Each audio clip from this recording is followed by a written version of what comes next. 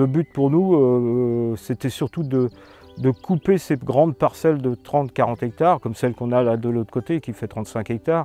On l'a bien positionné par rapport au sens du travail. Ça ne gêne pas le travail en lui-même. On arrive à le gérer facilement. Et ça reste des bandes entre 12 et 20 mètres. En gros, on va avoir des bandes comme ça. En couvert, on a le miscanthus. Et on a des bandes de tournesol, sorgho et millet. Pour ce qui est tournesol, sorgho, millet, on n'a aucune valorisation parce qu'on les laisse en place jusqu'aux premières gelées.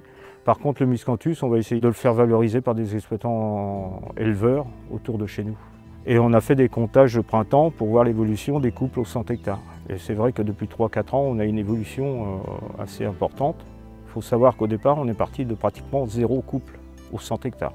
Je suis aperçu que quand on faisait des bandes, il y avait plus de lisières et on voyait plus les perdreaux, les faisans qui couvaient plus que dans les grandes plaines où il y a que des grandes parcelles. Le maïs sorgho, ça, on les recule tous les ans, oui.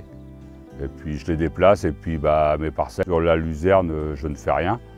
La luzerne, je laisse, je la coupe fin août pour que j'attende que la production soit terminée.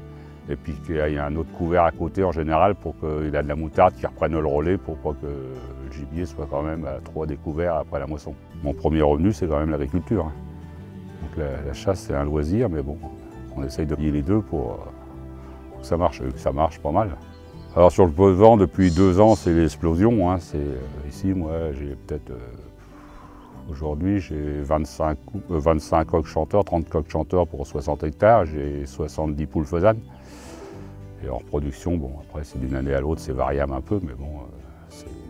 Et les lièvres, je vous dis, on est un lièvre à l'hectare, et les perdreaux, je ne sais plus combien on est à 45-50 coupes au 100 hectares à peu près. Puis c'est plaisant pour tout le monde, hein, de venir sur un territoire quand on voit du gibier, on travaille toute la journée, on voit des lièvres sans arrêt, des faisans, des perdrix. Pour moi, c'est agréable. Pour moi, l'agriculture et puis la chasse, tout va ensemble. Il n'y a pas de perte de rendement. Donc les types de bandes il était préconisé de faire entre 8 et 12 mètres. Moi, j'ai choisi 10 mètres. Donc il y a une bande de graminées, fétucdactyles sur 3 mètres, une bande de miscanthus sur 4 mètres et une bande de ce qu'ils appellent de petites graines sur 3 autres mètres. On remarque aussitôt la moisson, ou même pendant la moisson, ou lorsque l'on moissonne, si on lève une compagnie de perdrix, tout de suite, elle va aller se réfugier dans ces bandes-là. Là, c'est net. Hein. Et durant l'année, on voit bien que les chevreuils sont là, des faisans, parce qu'on a un JIC faisan, et des perdrix aussi.